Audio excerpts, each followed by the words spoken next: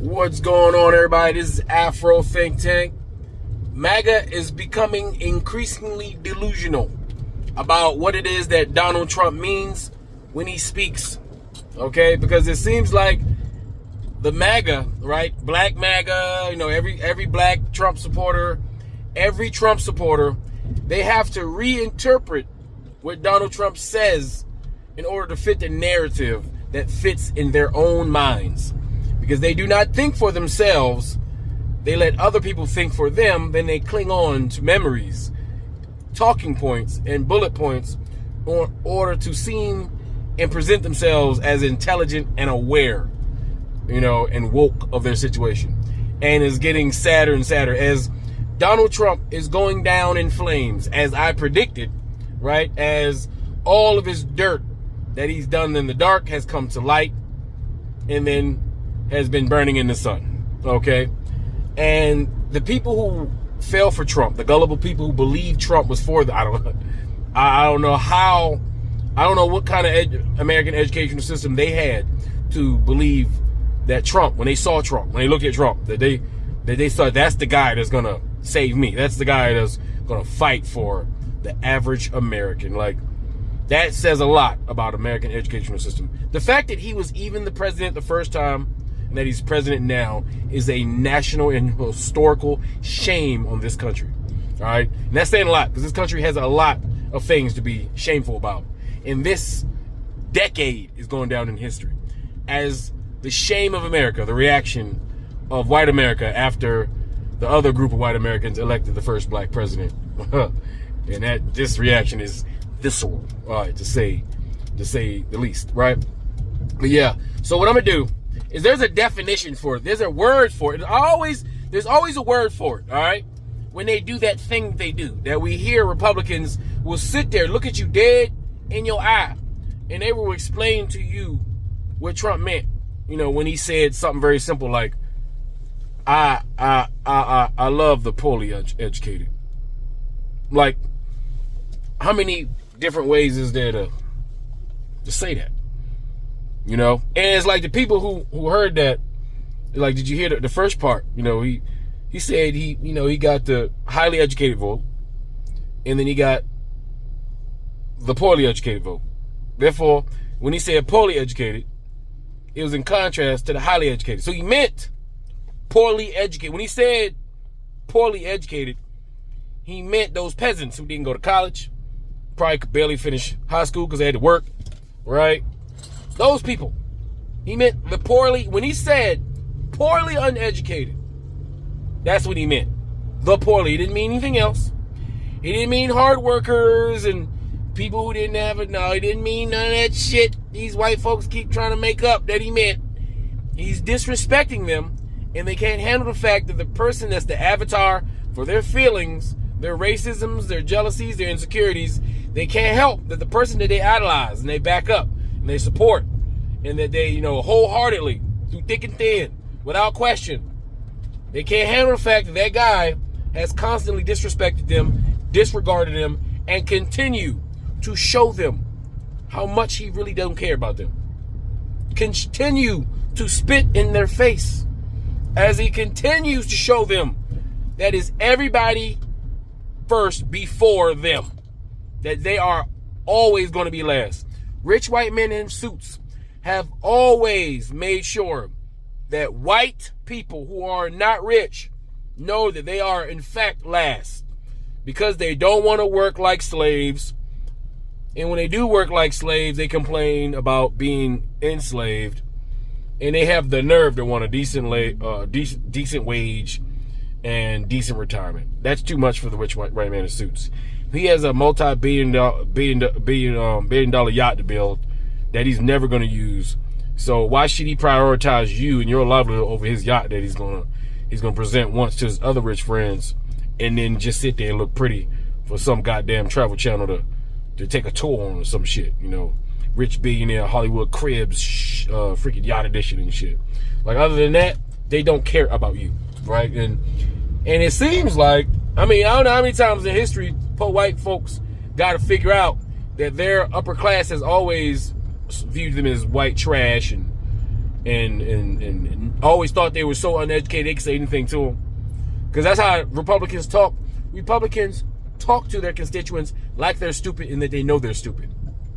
That's why Fox News, they get on there and they say a bunch of word salad because they know that the people watching them don't have a vocabulary because they didn't go to school. So they say a bunch of words that they know these country white folks have never used, never heard, didn't have to define, never wrote an essay about, never did a thesis on, never looked it up in the dictionary, and they like, damn, wow, that's a big word. That guy's smart because he's in a suit. He said some big ass word I don't understand. Yeah, I'm gonna follow him. They know that. I was listening to Fox News last night, just paying attention to how they talk to everybody. They talk to all their audience like they're stupid. Like they know they're stupid. Like before the camera comes on, they all sit around and say, how are we going to manipulate these idiots today and make some money, guys? How are we going to do that? They huddle up and talk about how stupid you guys are and how they can get y'all to believe anything, right? Because they run your brains with their propaganda. But anyway, I'm going to give you a definition, all right? The word I found, don't get me trying to pronounce that shit, right? And then I want you to listen to an example of a MAGA twisting the words of Donald Trump as to not have his own feelings hurt, as for him not to feel like a fool, like an idiot, like a retard, like a clown, right? So he can justify his decisions. He's going to interpret what Donald Trump meant, and he's going to use gold medal Olympic mental gymnastics to do it. And it's sad because you tell the guy, he look like a good guy. You know what I'm saying? He's being led down the wrong way. And unfortunately, America has cultivated these kinds of people, right? And it's not necessarily their fault that they are the way that they are, but they are that way, and it is what it is. Anyway, you guys tell me what you think about this delusion in the comment section, and I'll be looking forward to your comments there. Anyway, tell me what you got to say. This is Afro Think Tank. Learn something, teach something. I'm out. Have you ever noticed how Donald Trump can say something wild, outrageous, or straight up offensive, but somehow his supporters always find a way to twist the meaning into something completely different? Well, there's an actual term for this. And today, we're going to break it down in a way that makes it crystal clear. The concept Schrodinger's statement. In political communication, there's a phenomenon called Schrodinger's statement, sometimes known as Schrodinger's dog whistle. It works like this. A politician says something that sounds extreme, out of pocket, or way outside the norms. But the statement is crafted, intentionally or unintentionally, so it can be interpreted in two completely different ways at the same time. To critics and neutral listeners, the message is obvious, literal, and alarming. To loyal supporters, the same message magically transforms into a joke, sarcasm, exaggeration, or not what he meant. The statement is both serious and not serious, literal and not literal, offensive and not offensive, all depending on who's listening. That's why we call it Schrodinger's statement. It exists in two states at once. Why this works? This technique gives the speaker plausible deniability. If people get angry, they can claim, I didn't mean it that way. You misunderstood. It was sarcasm. The media took it out of context. Meanwhile, their supporters reinterpret everything in the most positive way possible, protecting the speaker and reinforcing group loyalty. This creates a psychological loop where the leader never has to clarify. Supporters do the clarification for him. Critics sound like they're overreacting.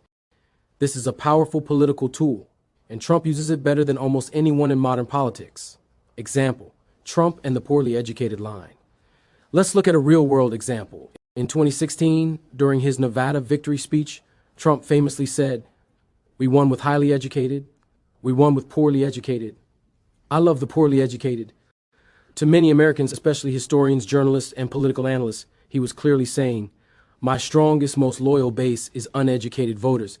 But immediately, his supporters reinterpreted the statement into something completely different. He's saying he cares about everybody. He's praising working class people. He didn't mean uneducated. Literally, you're twisting his words. Notice how that works? The statement sounds literal, but it can be recast as something harmless if you're already loyal to him. That's Schrodinger's statement in action. Why this matters. Understanding this phenomenon is important for political literacy, especially for Black communities, Pan-African thinkers, and anyone who wants to decode modern propaganda. When a politician can speak in ways that are ambiguous, deniable, interpretable, and emotionally charged, they gain a communication advantage that makes accountability extremely difficult. Because their followers don't just defend them. They rewrite the meaning of the message to fit the leader's narrative. Closing. That's today's lesson. Schrodinger's statement, how political language can be both one thing and its opposite at the same time. Thanks for watching. Don't forget to like, share, and subscribe. Learn something, teach something. Afro Think Tank is out. You've probably heard the clip. Trump saying, "I like the uneducated."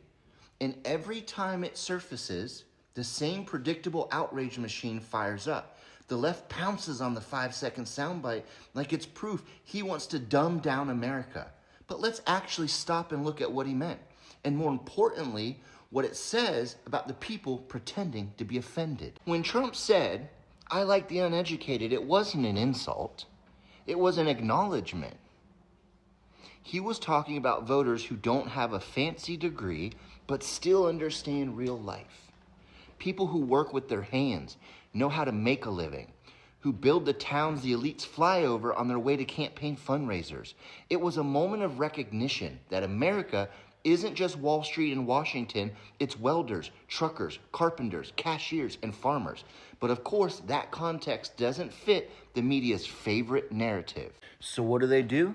They chopped it, clipped it, stripped it of meaning, and turned it into a punchline. Because deep down, the outrage isn't really about what Trump said, it's about what they believe. The people who screamed, "How could he say that?" are the same ones who look down on anyone without a college degree, as if life experience doesn't count as intelligence. That's not empathy, that's elitism, dressed up as moral superiority. Here's the irony. Democrats love to label working class Americans as the forgotten, but they're the first to mock them when they step outside of the approved political line. They call them uneducated 1 minute, then tell them we're the party that cares about you the next.